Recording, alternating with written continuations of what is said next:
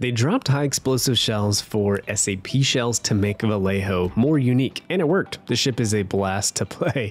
I would say it's Worcester meets San Diego. You have a stealthy American cruiser that can deal quite a lot of damage.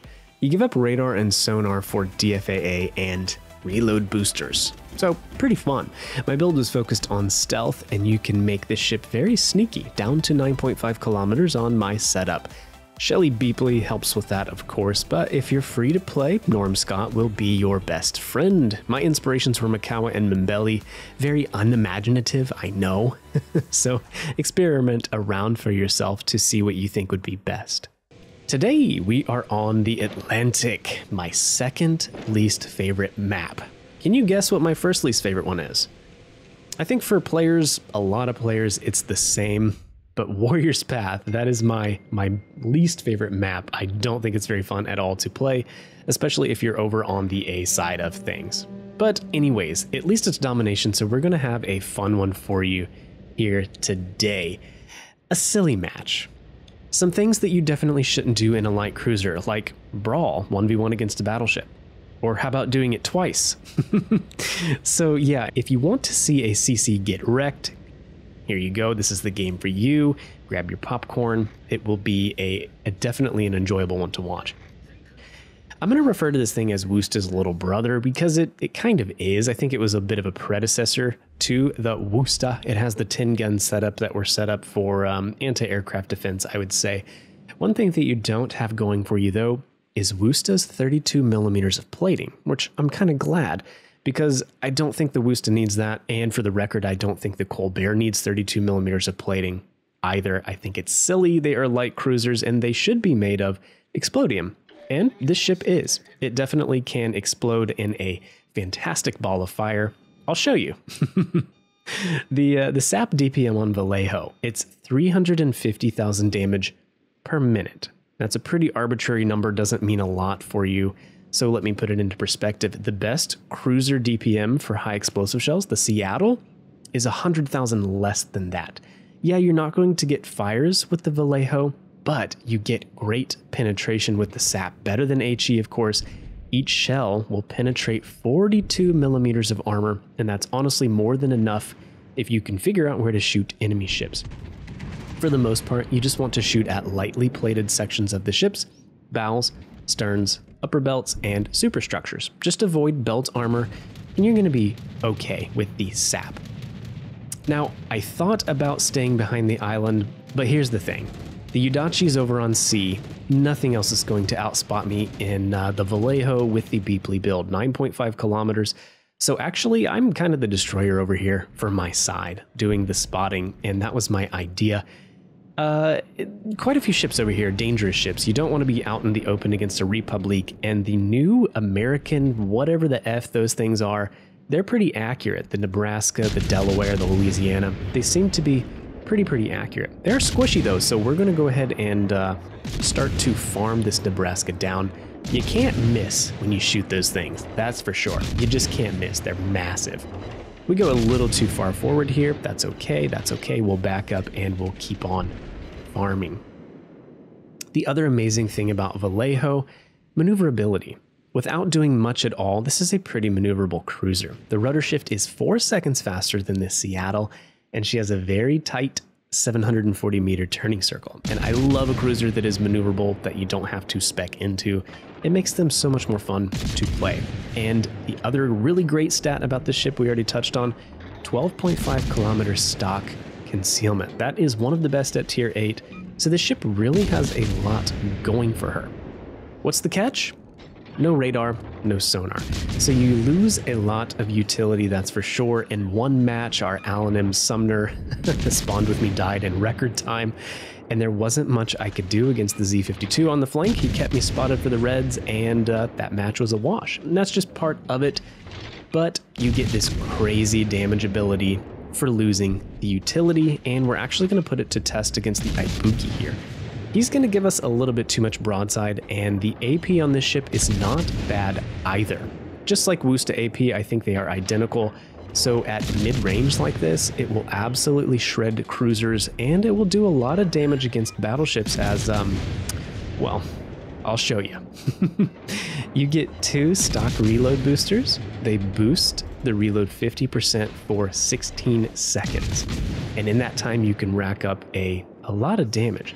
Now, Ibuki, he wasn't paying attention, I suppose. We didn't need the reload booster for that. But one thing we are paying attention, and there is a Republic barreling around the edge of this island over here. And a Republic is a very scary battleship. It might as well be legendary tier. It has a massive HP pool, lots of decent armor, I would say, and the guns are seriously scary. So what are we gonna do? We've kind of painted ourselves into this situation, and that's fine. I like to live dangerously. We could have kited out. I kind of figured the Republic was going to do that, but that's boring. That's boring. No one wants to watch that. So yeah, we'll see how we get out of this pickle. Now, did I mention this ship had super heals? Yeah, each heal can bring you back nearly 18,000 health. You just have to watch out for taking citadels because of course you won't be healing that back. I don't think it's like the Minotaur heal where you heal back 50% of cit damage or things like that. So yeah, you have to be careful of that. Okay, so Republic is here. I figure he's going to beat our main pretty easily.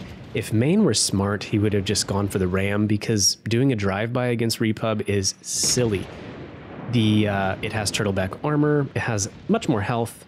Anyways, we're gonna back up, hoping the Repub is distracted, pop a reload booster, and just pump as much damage into him as possible to see if we can save our Main. Probably not, but to rack up some damage and see if we can kill Republic and get out of this situation. Getting decent damage with the AP. As he starts to angle though, we need to switch to the SAP though. One of those salvos though was like 7-8K. So this thing up close absolutely shreds. In battleships you might think, hey, this is a light squishy cruiser, I can push up on him and kill him. But honestly, being this close to a cruiser that has this fast firing of guns is really dangerous for a battleship. Okay, we could have used broadside technology and just tried to go broad and see if he would overpin, but we went for this method instead, and that was to hope that some of his shells missed. And we survived it, so we're going to turn hard. I know we're going to crash into the island, but we have to have all of our guns on this guy. That's the only way we're going to out-DPM him before he gets another salvo off. So that is what we're doing. Looking at the Repub, I probably should have aimed for his stern there at the end, because it wasn't saturated, and with SAP you really need to pay attention to parts of the ship that are unsaturated or not blackened. I don't know how else to say that. And you can get full damage in those areas. All right, we have to dodge another Nebraska salvo. He predicted I was going forward. That sucks, but I think if I turn in, well, 2 overpins. so we got lucky. Let's call it how we see it, all right?